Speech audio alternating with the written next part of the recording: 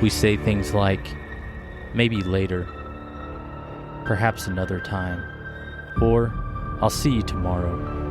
But for some of us, there won't be a tomorrow. Listen as your worst nightmares come to life. These nightmares have become someone's reality. My name is Justin Crowley, and this is The Murder Project.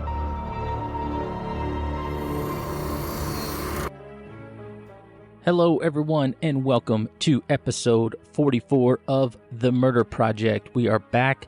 We have some new content for you in this episode 1. Don't forget to tune in next week to catch that episode 2 debrief, where I sit down with my main man, Mike Smith, to discuss cases further. Now, this week, we've got a very interesting case for you to kind of break down. It is one that I recall seeing a lot of years ago on Forensic Files, and something that kind of stuck with me as very odd. The case in general was very odd, the way that the whole thing unfolded, the ending to it, and I was messing around online the other day and I saw the update to it, and it kind of jogged my memory about the whole case, and I thought, hey, what a better time to do this when I have a podcast. So we're going to dive into this one and kind of talk about the things that are involved specifically in this case as we do. And what am I talking about? This week, we are doing a case I'm going to call The Junkyard Dog, Sharee Miller, and the Murder of Bruce Miller. So without any further ado, ladies and gentlemen, let's get the episode started. This story starts out in the Flint, Michigan area. There's a smaller town outside the Flint, Michigan area where the actual crime in this story occurs, but for the most part, everything's happening around in that Flint, Michigan area. It is November 8th, 1999, when the event unfolds. And more specifically, what I'm talking about is there is a man, his name is Bruce Miller, and he is the owner and operator of B&D Salvage. And this is a auto salvage business that he owns and operates. And unfortunately for Bruce, in this business, he is shot and killed. Now, one of the things that kind of unfolds when this whole thing gets started is that his wife at the time, Sharee Miller, is expecting Bruce to come home on this fateful day of November 8th, and he does not show up after work. So Sharee calls the body shop and tries to get a hold of Bruce, but he is not answering the phone. So this worries Sharee, and so she calls Bruce's brother. When she talks to Bruce's brother, she lets him know that she has tried to call the salvage yard and that Bruce is not answering the phone, and that he also did not return home from work. So Bruce's brother agrees to drive out to the salvage yard and check on him. And when he walks into the door, he goes around Bruce's desk, and there is Bruce lying on the floor, and he has been shot. Now, when the police arrive, they start their investigation, and they notice that Bruce has been shot in the neck and upper chest area with a shotgun, and they were later able to determine that Bruce had usually around $2,000 cash on him so that he can make change for customers, and that money that he usually had on him was gone, and his wallet had been stolen. So the police talked to his wife, Sharee, and asked her about some of the things that kind of unfolded that day. She kind of mentions that, and I'm just summarizing in all of this, but apparently it's a normal day. Bruce usually gets off of work, comes home.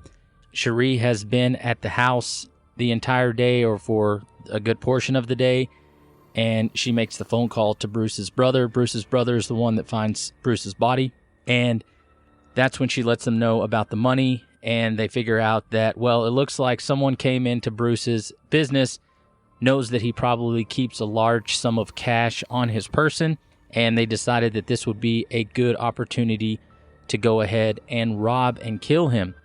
Now, normally in investigations like this, you kind of start with the family and work your way outward.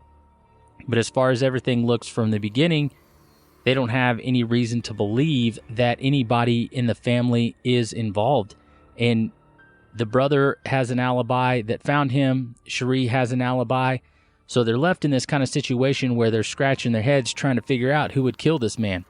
Because everything I read about Bruce said that he was a very kind, good-hearted man, and nobody knew who would do something like this.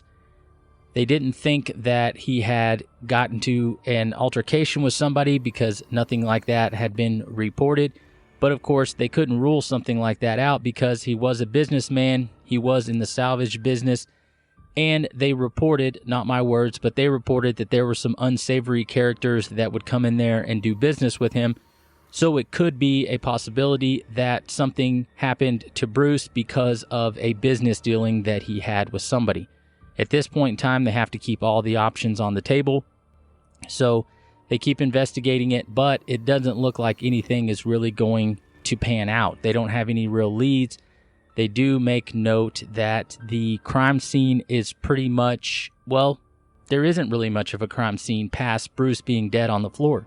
They do note that, of course, Bruce had been shot, that his money had been taken, but as far as any forensic evidence left behind, they could find nothing. No hairs, no fibers, no footprints, nothing. And one of the detectives on the case even pointed out that it looked like the business had not been cleaned since the day it opened its doors. So there was a lot of dust, a lot of oil, a lot of different things everywhere. And the detective basically stated that in any other circumstance, this seems like a place where you would be able to find a lot of different evidence, but for some reason, they found nothing. So they thought they might be working with, or they might be dealing with somebody who has experience in criminal activities. And not only that, but apparently robbing and killing people. And so they were kind of worried about that as far as the case goes because they were really left with nothing. So let's talk a little bit more about Bruce and his family. So Bruce at the time is married to a woman named Sharee Miller. Now Sharee is a bit of an interesting character herself because at the time that all of this happened, as I mentioned, Bruce is 48 years old and Sharee is 28 years old. So there's a 20-year difference between the two. Sharee was born in Michigan on October 13th, 1971. And from the research that I did, a lot of it comes from Las Vegas World News. And also I was able to find that forensic file episode, which is pretty nice because, you know, the internet's a great thing. In this article, it kind of states that Sharee didn't exactly have the best life growing up, and at the age of 16, she left the house and was out on her own. There's not a lot of information about what Sharee was doing specifically after she left the home, but it does state that when she was 19 years old, she had already been married for the first time, and she had a child with the person that she married. Now, that marriage did not last very long, and Sharee was back on the market, as they say, and she kind of bounced around for the next 8 or 9 years or so and had several different relationships with different men. She was married again for the second time during this 8 or 9 year period, and she had a little bit of a wild side. From what I am understanding here, she liked to go out. She liked to dabble in the nightlife. And apparently she was known for kind of doing anything and everything in the bedroom. So we don't have to dive too much into that. I think we all understand where we're going there. But she went on to have 2 more children during this time between her first marriage and her eventual marriage to Bruce. Her second husband, there's not a whole lot of information about him, but I do know that he was convicted of second-degree child abuse for striking their child so hard that it resulted in numerous skull fractures. So he received a short sentence in jail from what the information states. I don't know what short is, but apparently it's not long enough because it's documented as a short sentence. And it's also reported that Sharee's second husband had sexually abused a 6-year-old, one of her children who was 6 years old. I'm not sure if it was the child that also had the skull fracture, but later on he was found not guilty for lack of evidence. And I got to say that happens a lot in this kind of court cases because of the difficulty in trying court cases against children. I think we've talked about that a little bit, but because it involves a child, I don't want to go too deep into that. After all of this kind of went down with her second husband, she ended up divorcing him, and she was back on the market again. Now, at this time, it is 1997, and Sharee is 26 years old. She is twice divorced, and she has 3 children from 3 different fathers. And it looks like she was out on the prowl again, looking for someone to hopefully take care of her. Now, one way or another, in 1997, she is introduced to or meets Bruce, and he tells her that he has a salvage yard that is called B&D Salvage, and that he's looking to hire someone to help him out at the salvage yard. One of the things Bruce says about hiring someone there is they have to have a little bit of grit because they are dealing with some people that are not exactly in the best standings in the public, or an unsavory crowd, as I mentioned earlier. However you want to word that. I'm not taking jabs at anybody. I'm just kind of stating what is kind of talked about here. But Bruce knew that Sharee could probably handle that, so one way or the other, Sharee gets hired to work at the salvage yard with Bruce. And while they're working together, they start some sort of relationship. I think that it's at least easy to say for me because I know the outcome of the cases, but it looks like Sharee was probably targeting Bruce because he had a business. He probably had some disposable income, and he was really nice to her. He really liked her, and I think she knew that he would take care of her. And, Bruce did not have, from what I understand, he did not have any kids, or if he did, they might have possibly been grown, but there's no talk about them as far as this case is concerned. So, to me, it seems like Bruce is a very nice man. He has a successful business, and he might be a little bit lonely. So when the thought comes about that a 26-year-old might be interested in him, maybe it piques, his interest a little bit, and he decides to go with it. Between the time that Sharee started working at the salvage yard, it's now 1999. So between 1997 and 1999, they start a relationship, and Bruce and Sharee end up getting married. Now, as far as I'm concerned, Sharee did this for personal gain because, as the research states, it's not long after she marries Bruce that she's already kind of back on the scene, back in the nightlife, hanging out with people that she normally hangs out with, and she doesn't exactly act like a married woman in the sense that she is still very flirtatious with a lot of men, and when she is out, she acts very single. And what I mean by that is that when she went out, she did not have Bruce with her.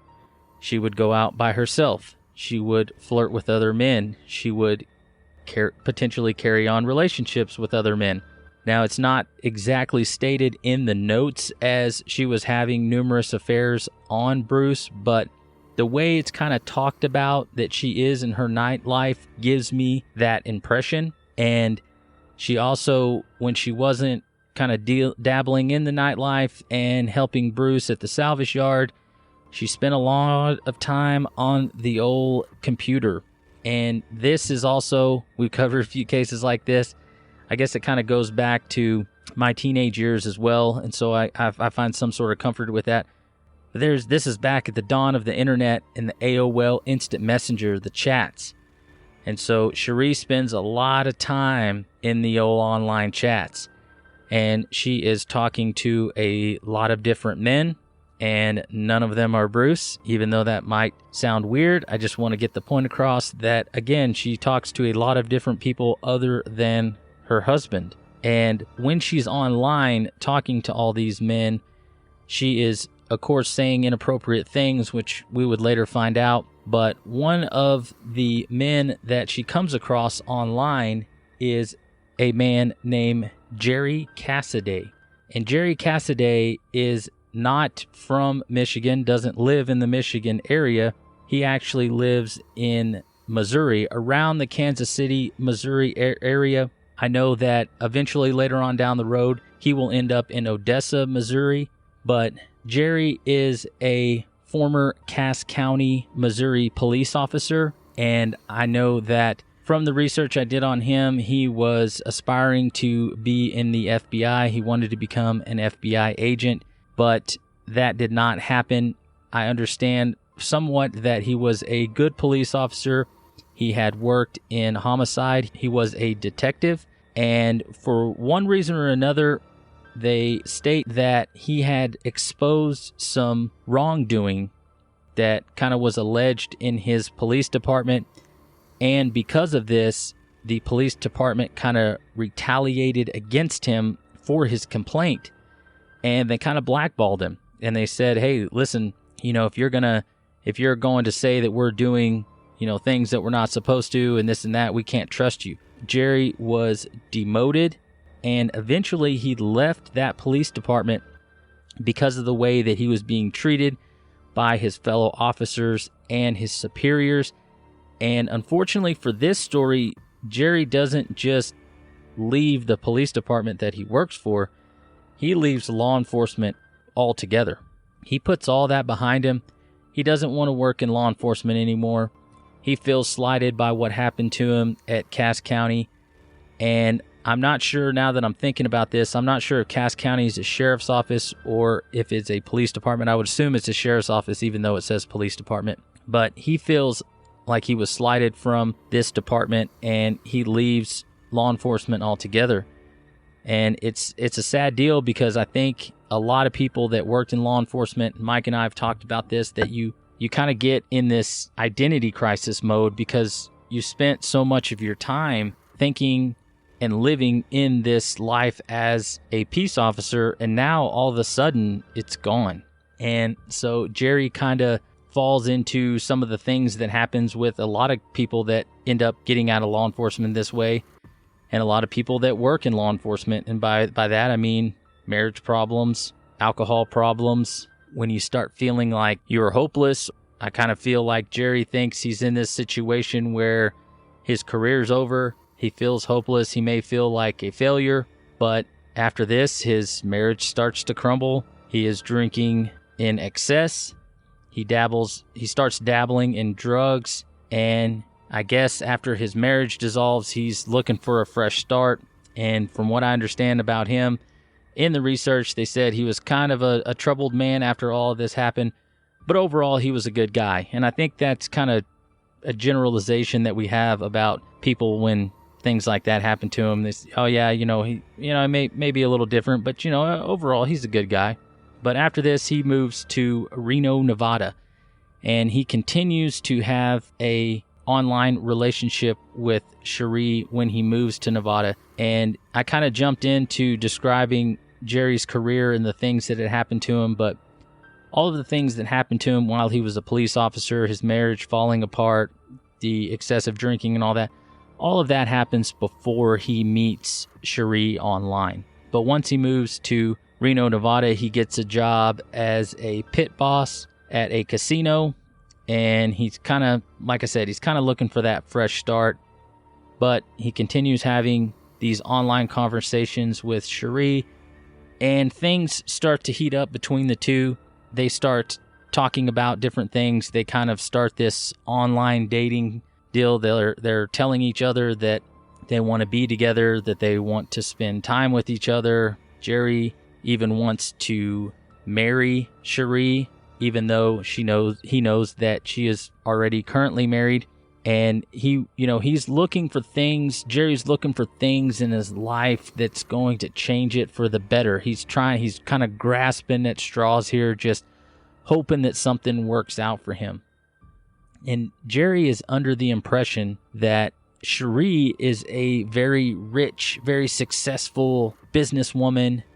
He knows that she's married, but she has told him that she lives with her husband who is disabled, and he believes kind of all of these things about her. He doesn't have any reason not to.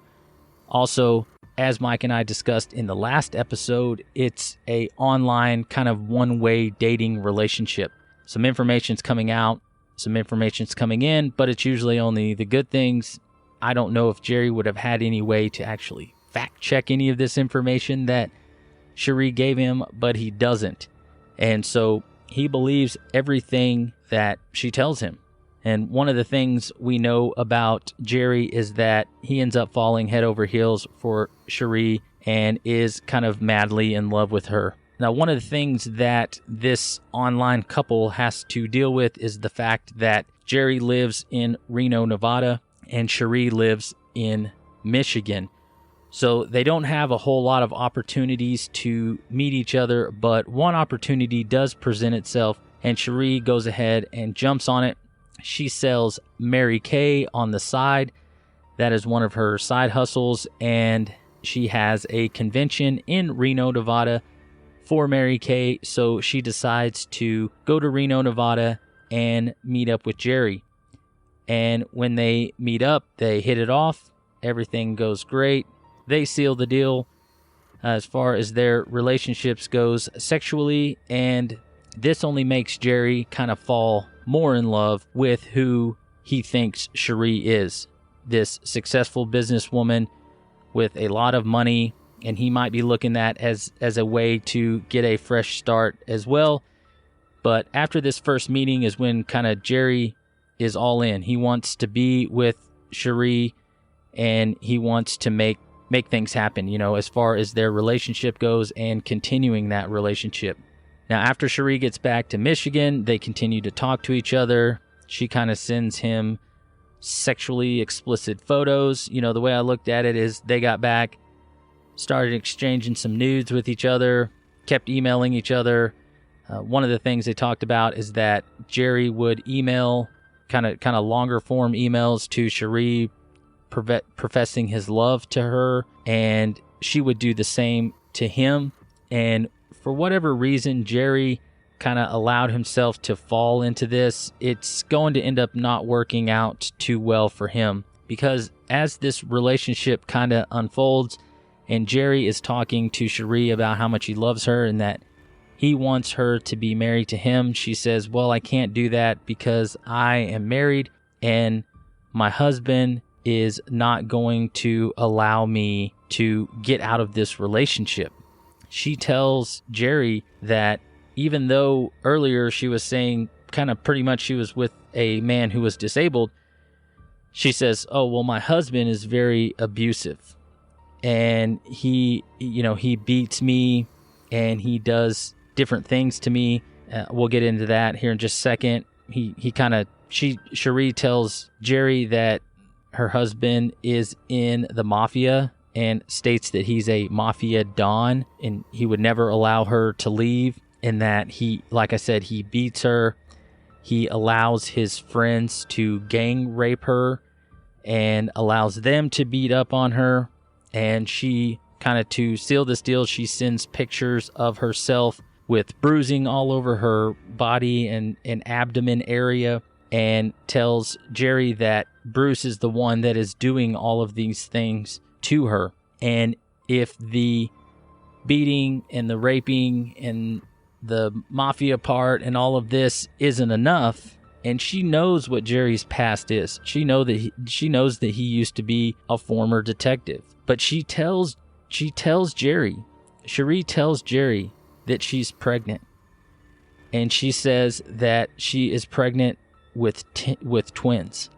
And unfortunately, because of the beatings from Bruce and because of the gang rape situations and all of these different things, she ended up losing both of the babies due to all of this severe trauma.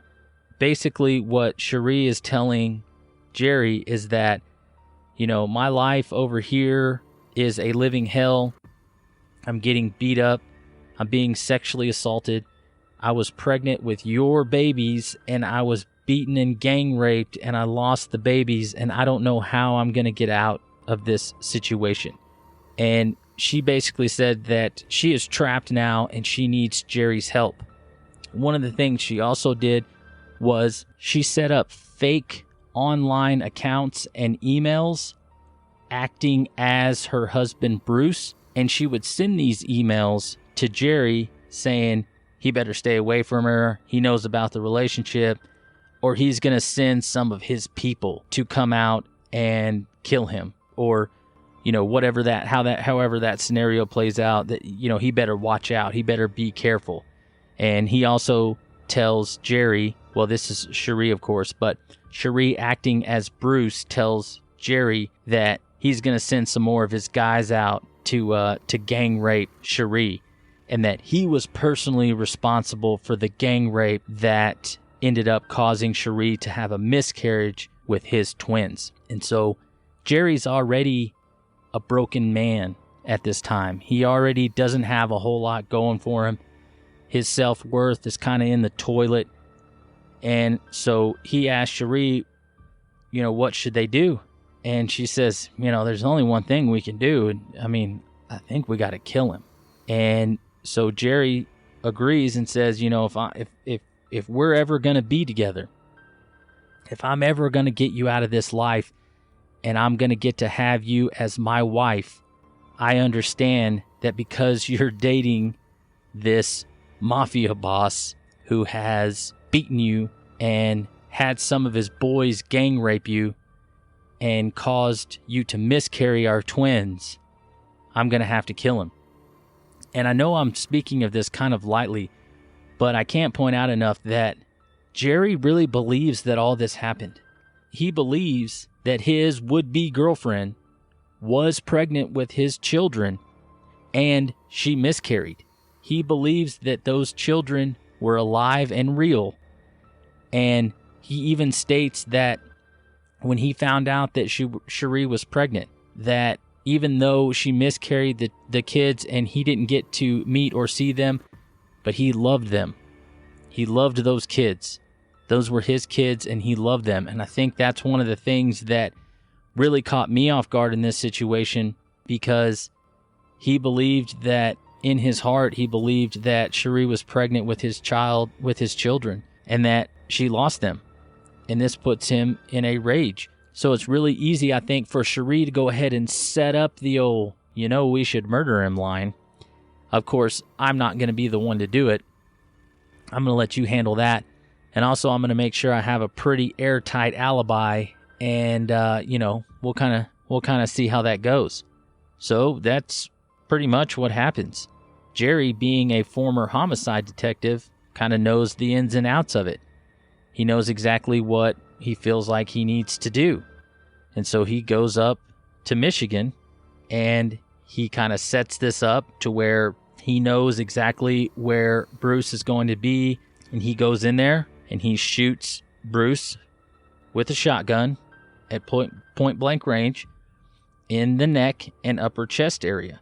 Now, at this time, Jerry's feeling like when all this kind of settles, that he's going to be in Sharee's good graces and that they're going to be able to continue their relationship and that she'll be free and clear of this. But of course, you got to have a little bit of cool down time, because you don't want to, you don't want him to all of a sudden either move up there or her move down with him. Then it kind of looks a little suspicious.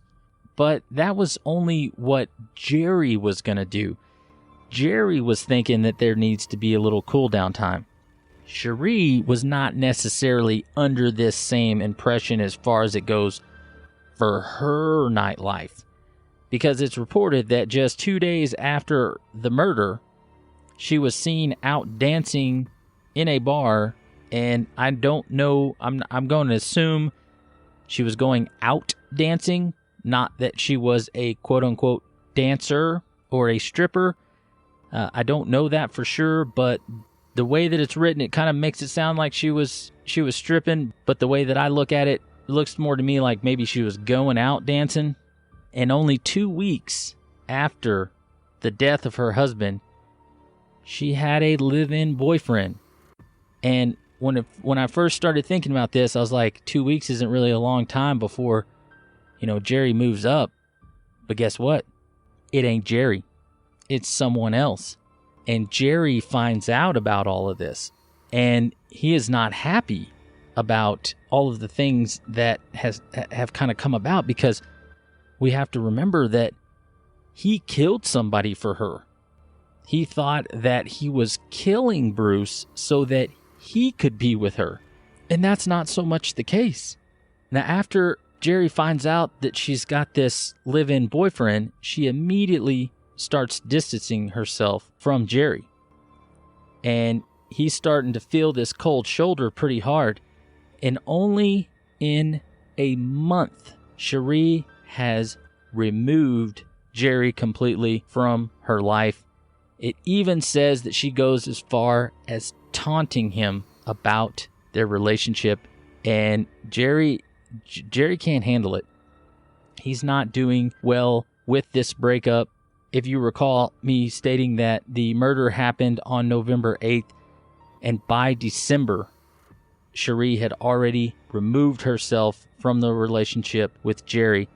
And that's when he realized he has been duped.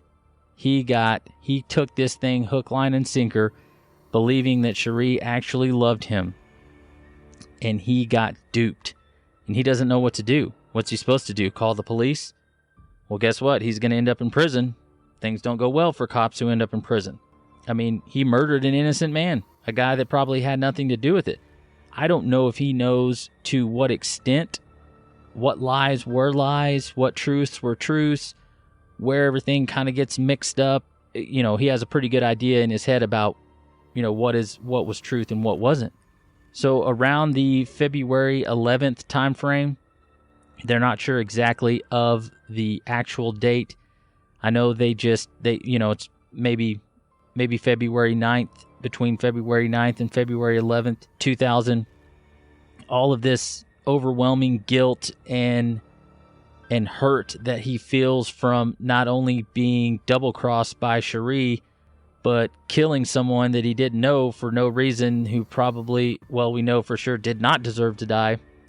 All of this kind of takes its toll on Jerry, and he kills himself. As I mentioned earlier with the February 9th to February 11th, the police, when they discovered his body, I believe a family member stated that they could not get a hold of him, and so they went over to his apartment, and they found him in his recliner chair, deceased. And when the police kind of originally did the investigation, they found a gun that was still in his hand in the chair, which is pretty consistent with most gun deaths as far as suicides go. And so they ruled this a suicide. They don't have any other information to go off of, and so they kind of move on.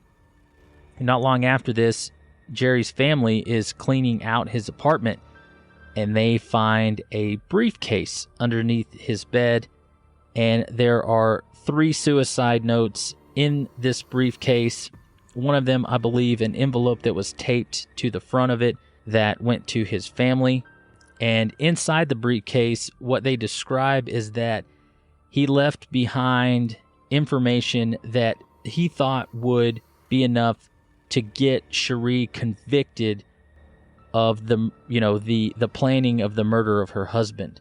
And he went as far as leaving hard copies of the instant messages, the conversations that they were having back and forth with each other. And in those messages, he provided the directions that Sharee gave him to get to the salvage yard, and also conversations that they had where she was telling him what side of the building to park on, what time to go in, where all these, kind of the layout of the place, what the best way to do it, kind of giving him the overall of the building, which Jerry would not have because he had never been to this area, so he had to get this information somehow. So he was kind of leaving those breadcrumbs there so that the police could kind of piece all that together, saying, Sharee is the one that talked me into doing this. He takes full responsibility and says, I'm the one that committed the murder. She is the one that talked me into it. She is the one that gave me all the information. She aided me in this. She gave me the tools I needed necessary to carry this crime out of killing her husband. And he said that he drove there to kill him, and that Sharee had lied to him, and he was in a very deep state of depression, that he knew that Sharee had lied to him about being pregnant. He knew all of these things that she was telling him was a lie so that she could convince him to kill her husband. But what for? What would be the reason? Why would she want to do this? Very interesting question. And we'll dive into a little bit of that. So on January 29th, 2001, Sharee had gone, at this point she had gone to trial, and she was sentenced to life in prison for conspiracy to commit murder. And she received 54 to 81 years for that. And it turned out to be a second-degree murder charge as far as the crime she was charged with. And one of the things that they brought up in court, because Sharee was saying that she was innocent in all this, that she had an online dating relationship with Jerry, but hey, she had lots of online dating relationships. She was talking to lots of men. She was very open about that. She said, hey, I talk to a lot of guys online. I say a lot of different things, but none of it's true and none of it's real because it's on the internet. It doesn't really happen. And basically what she tried to spin is that Jerry became obsessed with her and that he would do anything he could to have Sharee as his own, and that he dug up all this information on his own and he went out and executed Bruce because he wanted to be with Sharee that bad. Now, when they showed her the evidence, things kind of start to fall apart, but she sticks to this story because what was the evidence? Well, as I stated earlier, Jerry had printed out all of the messages that they had prior to Bruce being murdered and after.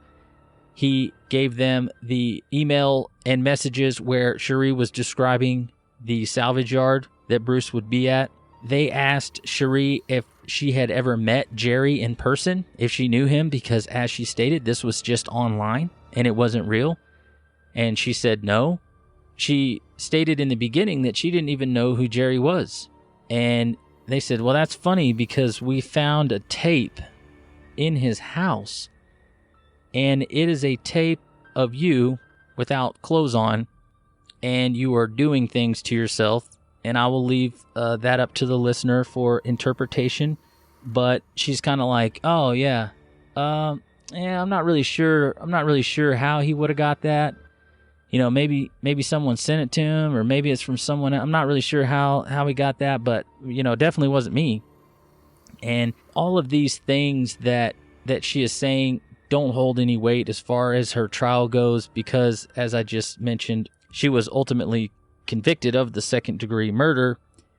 But just some additional tidbits of information on this case before we kind of wrap up and get ready for the debrief is that there was a lot of forensic evidence that went into this. There was a lot of computer forensics that went into this. This was kind of dubbed the first online murder, where someone had convinced somebody to kill somebody else doing it online, because all of this is new at the time. But when Sharee goes to prison, she ends up getting married to some guy who sees her story on like a documentary or a Lifetime television show, and he contacts Sharee. They start talking to each other in jail while she's in prison, and they end up getting married. And it's just the strangest thing to me that I don't understand how she has this much power over men. But hey, sometimes, just being a man myself, they can be dumb. But an odd twist of events, like if things couldn't get any more weird, Sharee gets a new trial. Her attorneys introduce evidence saying that when Jerry was trying to ensure that Sharee was going to be caught up in all of this, and he gave all of this information about her participating in this crime, it kind of almost torpedoed this whole thing in the way that Sharee's attorney said that since Jerry provided all of these documents and was now deceased, he could no longer be cross-examined, and they wouldn't be able to admit his suicide note into evidence where he was stating all of these things about Sharee helping him plan this murder and really kind of being the mastermind of the murder. So, to my disbelief, on July 29th, 2009, Sharee was released from prison. Now, from what I understand, she would have had to probably go back to a county jail where they would have to reprocess her into the county jail pending a new trial. I do know that she was released on a $100,000 bond to await trial. And at this point in time, when she was released, she had been in prison for 10 years before she got released on bond, and she was granted a new trial. It always seems crazy to me that the people that I cannot believe get new trials get them. And the people where I'm looking at cases going, how in the world is this person not granted a retrial based on evidence that could prove that they're innocent? It just blows my mind. But she gets out. And when she gets out, what are we thinking that she's going to go do? She starts partying it up again, man. She starts hanging out with dudes again. She goes right back into the fold. Right back to the things that she usually does. And she's kind of, from what I understand, she kind of has a social media presence. She's on different social media networks. I'm not sure exactly which one those are. I'm sure Facebook. She also starts taking classes to do like photos and video editing courses, things like that. But it says, she's out and about and she's enjoying her freedom. And, she goes and hangs out with her kids and sees family members, and she's playing in parties with people and kind of just resumes life as normal, even though she's been locked up for the past 10 years. And she tells everybody that, hey, I've been in the clink for 10 years and I'm a changed woman. She reads the Bible. She's a believer in God, and God has changed her. She is a changed woman, even though, she's out partying and hanging out with dude, whatever, it doesn't matter. I mean, but she admits that she might not have been the best person, and she did this on a Dateline interview. But she says, quote, because my morals were so bad, that doesn't mean that I was capable of murder, end quote. And she's, basically she's trying to say like, hey, maybe I enjoy the nightlife, and maybe I enjoy having multiple relationships and things like that, but that doesn't mean I'm a murderer. Now, that is true. I don't believe it's true in this situation, but that is true. And, she states that she had missed a lot of years with her children. She had the 3 kids and, missed out on getting to raise them. But in fact, the Bible had changed her. She was a new woman. This is the Sharee 2.0. She's ready to get out and take on life in a non-criminal aspect. But that doesn't actually work out for her because they end up upholding her sentence and she goes back to jail. And it is for the original amount of time that she was given on her first sentence.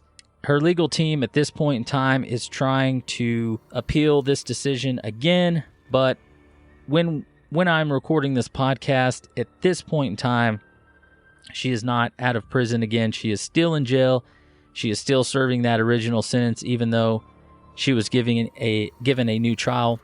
And she even, when she got put back in jail, she even wrote several people, district attorneys, judges, appeals courts. She kind of wrote everybody a letter and basically took responsibility for what she had done, because up until this point, 17 years, this is all taking place in 2016. So 17 years after the murder, she had been saying that she was innocent this whole entire time. But she writes a letter, several letters, and one of the things that's taken out of that letter is her saying this, quote, I was living 2 lives. I got caught up and I did not want to get caught. So I planned a murder and I went through with it. Instead of my family and Bruce's family finding out what I really was, I thought I could cover it up by having Bruce murdered. I cannot deny this anymore. And I think that is good as far as the part goes where we're saying all these things about her, and she's offering some sort of defense, as lame as it might be. She's still offering up a defense, but now we know for sure by the conclusion of this episode that she has admitted to having Bruce murdered. The thing that I can't really get out of my head is why. Why? What is she talking about when she says, I got caught up and didn't want to get caught, so I planned a murder and went through with it? Instead of my family or Bruce's family finding out what I really was, I thought I could cover it up by having Bruce murdered. Find out what? That you're two-timing him? I'm pretty sure everybody in the town knew. You know, there was a lot of talk about people that were closely associated with Sharee not really knowing that she was married, or not really knowing who she was married to, or whatever the situation. But Bruce's family had to know. I mean, people talk. I mean, what is she talking about specifically that she did not want them to find out? She hadn't committed any crimes. From what I understand, she didn't even have a criminal record. They weren't really in the mafia. I don't get what she's saying that she didn't want people to find out. If it's the fact that she didn't want people to find out that she was having an affair on Bruce, I mean, come on. So you had him murdered? That doesn't make any sense to me. But people do dumb things. And I understand that. People do dumb things all the time. But that is a very, very ridiculous reason to have someone killed, in my opinion. And what's even more crazy is that, you know, Bruce probably was aware that his wife was going out and doing things that might not be in the best interest of their marriage, but he still took care of her. And he wanted to adopt her kids. He wanted to have a family of his own. He wanted to live out the rest of his days with his wife, with his adopted children, and she took that from him. She ruined all of that, and we have no idea why. And I have no idea why. And if you've heard of this case, and you have any other insights on there, please let me know. I would be all ears. It's just a crazy situation, and it's crazy how the whole thing turned out. It's even more crazy why she did it. So I think I've pretty much got us a good setup going to bring Mike in for the debrief. Don't forget, all these part 1 episodes, usually it's just me breaking down the case, kind of giving you my piece of the cases that we're doing. Mike comes in with me, and then we do the debrief. We break the cases down. We talk about it, different theories, all of the things. And, you know, it kind of helps in a scenario like that when we can spitball with each other, bounce ideas off each other.